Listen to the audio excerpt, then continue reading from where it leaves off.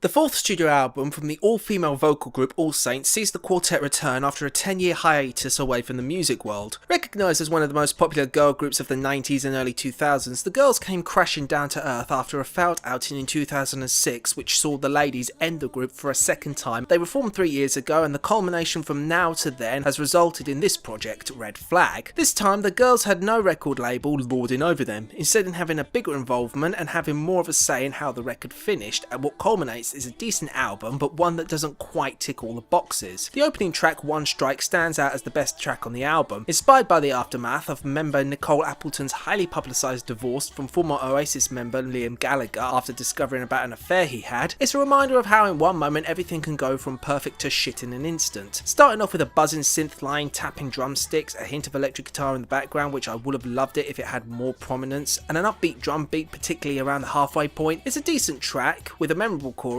and good harmonies. This theme continues with the song One Woman Man, where the song's protagonist discovers her partner has cheated on her but isn't ready to throw in the towel and confronts her man on what exactly he wants. Although she's ready to fight, she admits that in the end, if it doesn't go the way she wants, she'll have to let everything go and move on. Scattered electronic drum beat, synth string and synth bass line. It's a fine track, but I would have liked it more if the vocals were a little more organic and the effects were stripped away. Make You Love Me is your atypical coy little girl who shies away from a bloke she wants stuck inside her, and one day he's obviously going to fulfill her wishes. Backed by acoustic guitar and drum beat which is highly prominent and doesn't really allow the guitar any airspace to flourish, it's one of the few tracks where the lyrics are delivered by all four women as opposed to one singing the verse and then the others join in for the chorus. I don't feel that there's many layers to this song. The vocal delivery feels kind of one-dimensional and there's no real range to the voices, and the lyrics read quite basic. On the track Summer Rain, we have a Spanish guitar style opening that's definitely out of the blue when it comes to an All Saints track, providing this repetitive melody over a simple percussion piece merged with an electronic beat, which is interesting, and the lead vocals are okay, but when the added vocals come into play, they're backed by this tinny autotune effect which doesn't make for an enjoyable listen. It's kind of distracting, and with the other effects thrown in, it's another song about longing for a lost love that's nothing new. Things take a slight improvement with the song This Is a War, with a wall of strings opening the song with hints of piano lingering in the background. The manipulated vocal effects at the beginning are a turn off, but once we hit the verse, the song becomes much more palatable. Although I do find the lyric "You were my bad boy straight out of the hood" kind of laughable, as, well, who can seriously see these four as hood girls? But the overall theme of fighting to keep a relationship together, admitting that the two of them having baggage, is kind of interesting. Although, I hate to admit it, Cheryl Tweedy did that much better. The track Who Hurt Who registers as the only piano ballad on the album, backed by the obligatory string arrangement. The song covers the aftermath of a turbulent event that left a relationship on the rocks, but has a determined underlying message of learning and moving on from these events. I do feel that there's a good deal of emotion delivered in the vocals, and it does have a lot of resonance, in particular the lyric "I can't imagine me without you when I die." Very hyperbolic but engaging nonetheless. However, I do feel that there's a lyrical disparity. The lady's going from determined people to love-struck teens who don't learn from past mistakes. The song Puppet on a String I find kind of obnoxious with its washed out electronic drum beat and other added effects that are rather distracting, plus the loud vocals come off as robotic. It's an admittance of having no restraint in returning back to someone who has done them wrong, and all he has to do is call them and she comes running. Also, it does read as rather